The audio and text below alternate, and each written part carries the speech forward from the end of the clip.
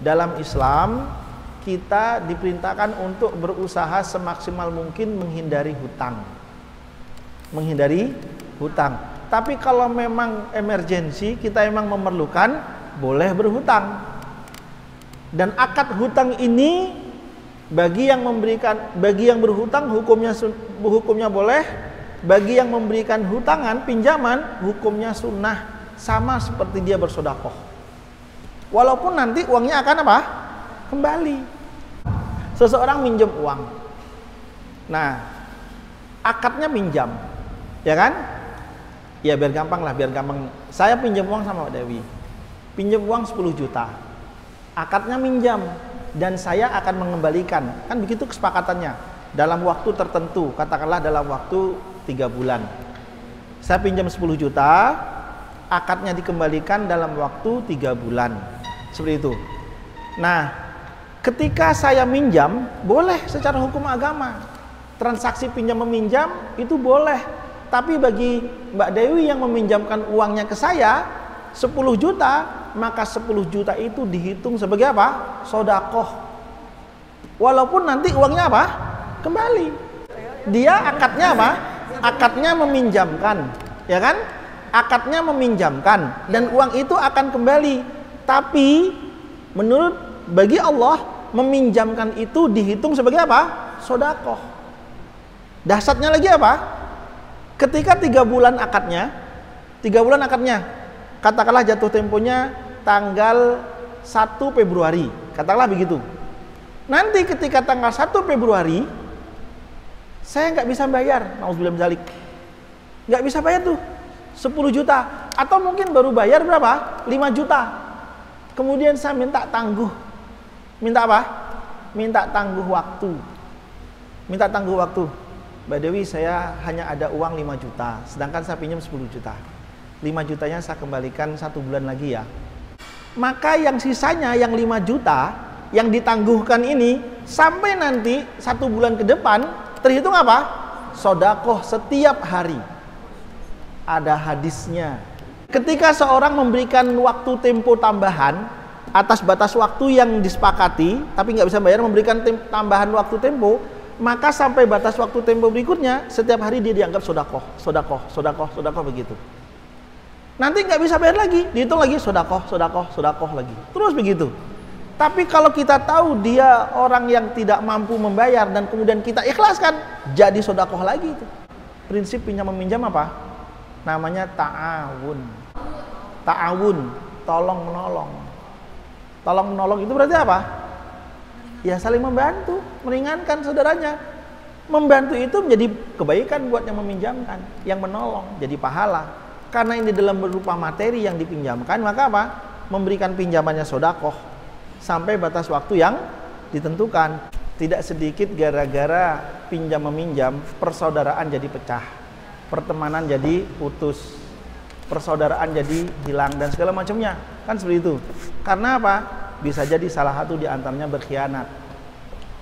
Tapi kalau salah satu murni niatnya ingin ta'awun, tolong menolong di situ, yang meminjam murni dia tidak ada ingin curang di situ. Karena begini, orang yang meminjam tapi dia ada itikat tidak mau bayar, dia dianggap sebagai sarik. Sarik itu apa?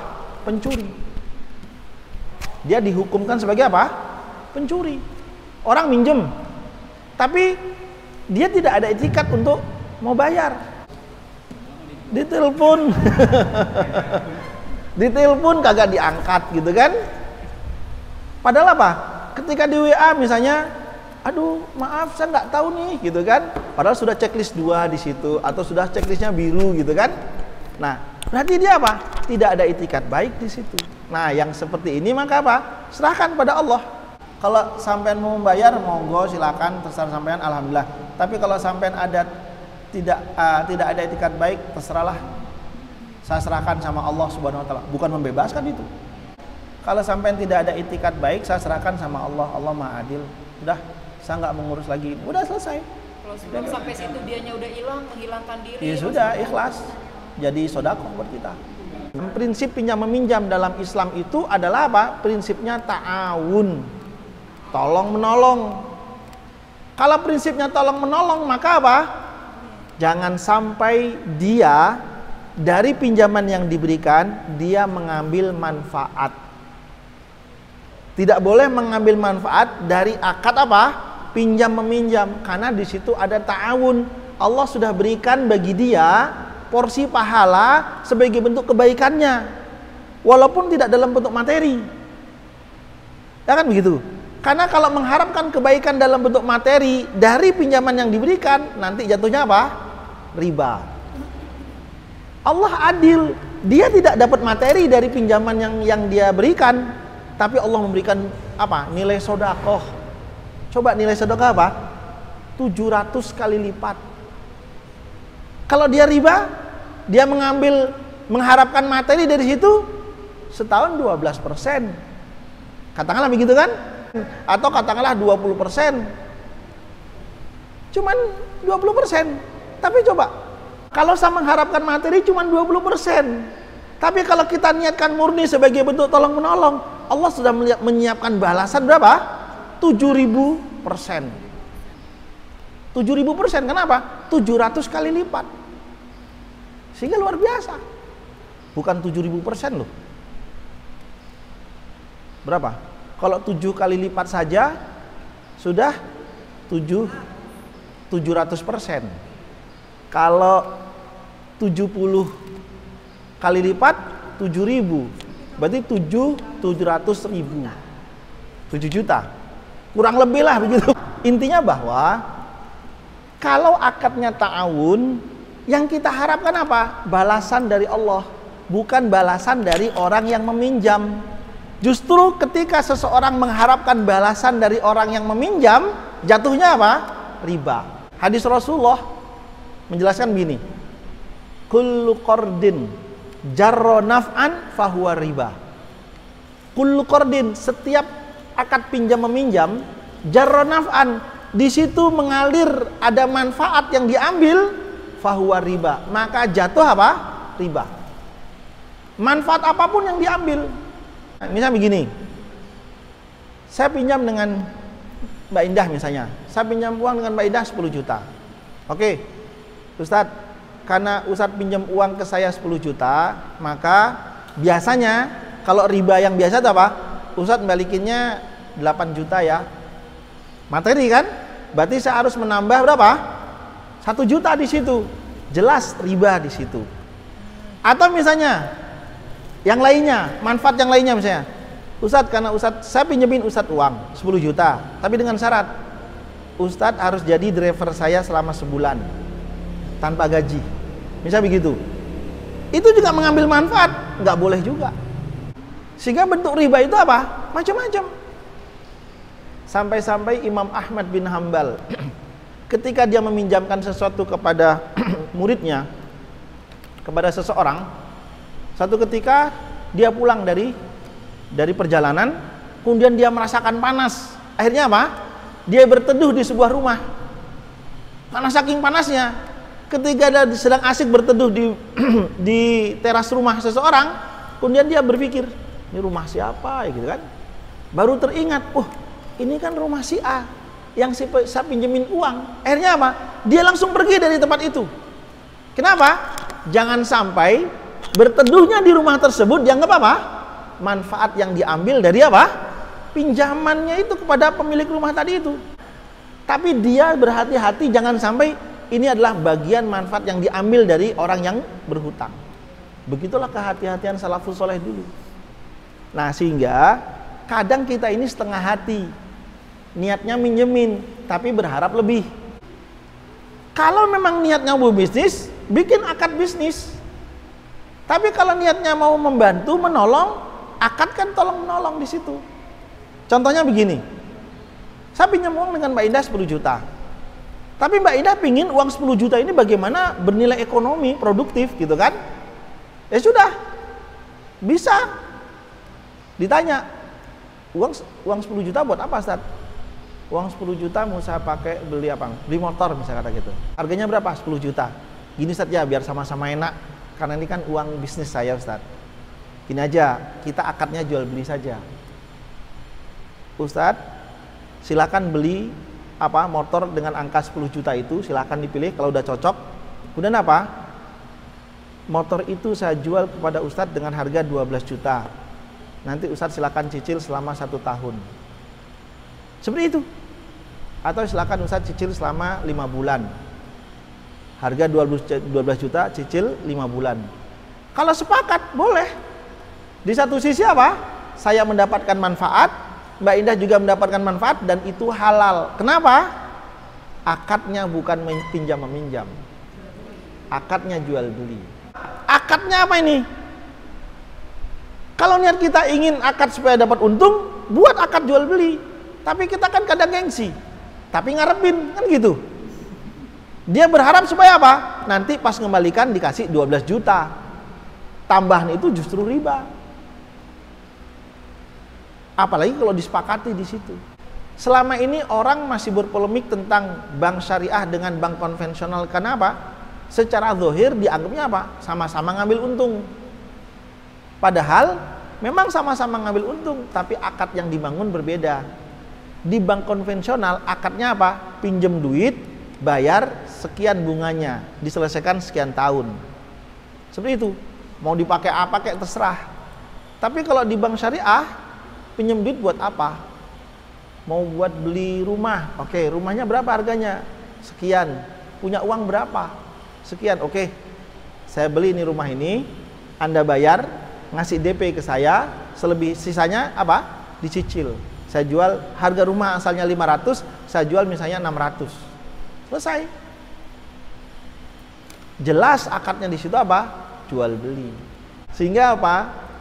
Dia nggak bayar-bayar nih, ya kan? Hanya ngomel-ngomel, udah dipinjemin, meleset terus lagi kan? Namanya kondisi. Disitulah nanti di dalam akad itu pentingnya yang namanya apa? Rohan. Rohan itu apa? Jaminan. Sebagai apa? Sebagai bentuk jaminan pengikat antara kita dengan yang memiliki barang. Karena dia minjem. Kalau nanti sewaktu-waktu, waktu jatuh tempo dia tidak bisa bayar, sebagai rasa aman kepada yang meminjamkan, maka apa? Jaminan itulah yang dipakai untuk menutupi apa? Hutangnya. Apalagi kalau akadnya itu terjadi dari dua belah pihak yang tidak saling kenal. Contohnya apa? Pihak bank. Bank nggak pernah tahu siapa yang datang nasabahnya kan?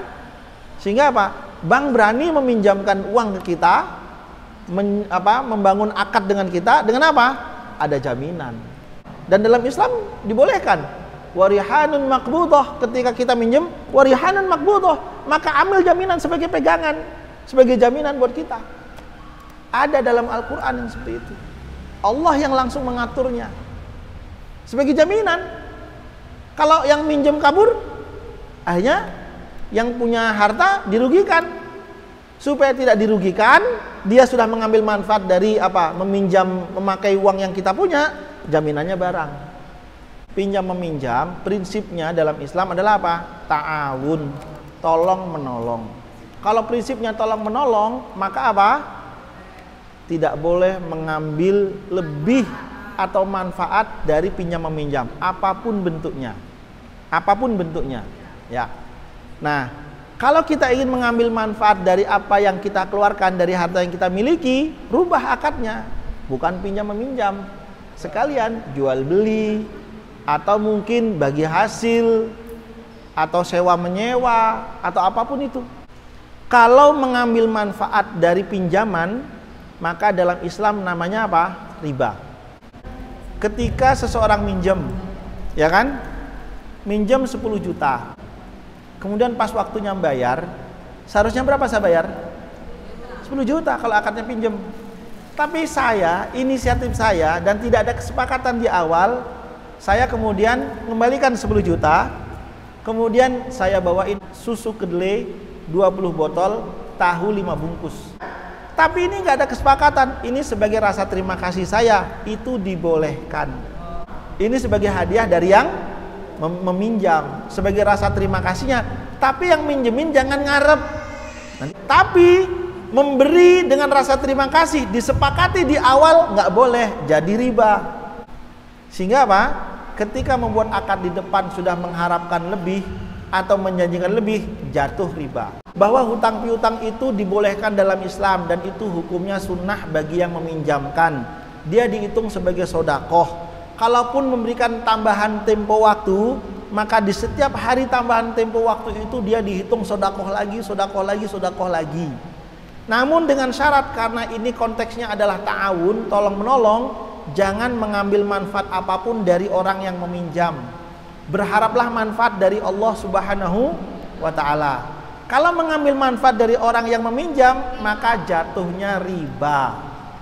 Paham di sini ya? Jatuhnya riba. Manfaat apapun itu. Nah, sekarang pinjam meminjam ini ada banyak model. Ada pinjam meminjam, ya sudah karena keakraban kita. Pinjam meminjam biasa. Tapi alangkah baiknya kalau angkanya besar, jumlahnya besar, dan ini menyangkut dengan nanti ketahanan ekonomi kita, perlu yang namanya apa? Pertama, jaminan. Namanya rohan.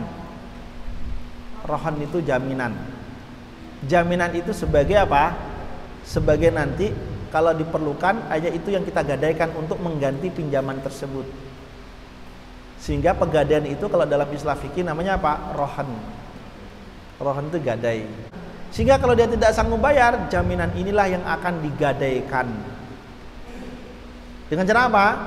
Sudah, yuk kita jual saja. Ketika dijual, maka apa? Dia pinjam 10 juta. Ternyata yang digadaikan motor misalnya. Ketika dijual motornya harganya 15 juta. Maka apa? Walaupun itu sudah jadi jaminan kepada kita, maka kita tetap harus mengambil pokok dari yang kita pinjam. Tadi ada walakum ru'usu amwalikum. Yang menjadi hak kamu hanya apa? Yang menjadi pokok harga kamu. Seperti itu. Ya sudah, kalau ternyata motornya dijual 15 juta, ya sudah, yang 10 juta yang menjadi uang pinjaman dia kepada kita, kita ambil, selebihnya kita balikin. Loh kan ini udah jaminannya motor, dia nggak bayar, motornya saya ambil. Nggak boleh seperti itu. Jatuhnya riba, karena nilainya lebih besar. Yang berikutnya apa? Untuk mengamankan bahwa setiap akad pinjam meminjam, selain ada barang sebagai jaminan, maka harus apa? Tertulis. Buka surah Al-Baqarah 282. Wahai orang yang beriman, kalau kamu melaksanakan transaksi pinjam meminjam sampai batas waktu tertentu, faktubuh, maka tulis, catat. Baik yang meminjam maupun yang meminjamkan, catat. Yang meminjamkan nanti tujuannya supaya nanti dia tahu waktu nagih. Yang meminjam agar dia tahu kapan waktunya dia bayar. Atau wal yaktub katibun, hendaklah ada tukang tulis lain yang mencatat transaksi mereka berdua selain dari mereka berdua. Berarti ada orang ketiga yang mencatat di situ. Kalau orang ketiga yang mencatat di situ selain dari yang mereka berdua, berarti siapa? Kalau sekarang bahasanya apa? Notaris. Coba bayangkan 14 abad yang lalu Rasulullah sudah kebayang tuh ada notaris tuh. Dan kalian dan tukang tulisnya jangan merasa nggak enak dengan salah satunya. Dia harus independen. Nanti dia harus memberikan pembelaan bahwa ini benar saya mencatat dan ini memang akadnya. Anda sebagai peminjam harus tanggung jawab nih. Ini perjanjian Anda nih. Dan itu fungsi notaris. Sehingga apa? Kalau pinjam meminjam dalam Islam, jangan mengambil lebih, niatkan sebagai sodakoh, tolong menolong di situ supaya menjaga rasa aman. Kalau angkanya besar, minta jaminan. Kemudian apa? Ditulis untuk sebagai pengingat dan sebagai bukti untuk komplain lah, untuk meminta.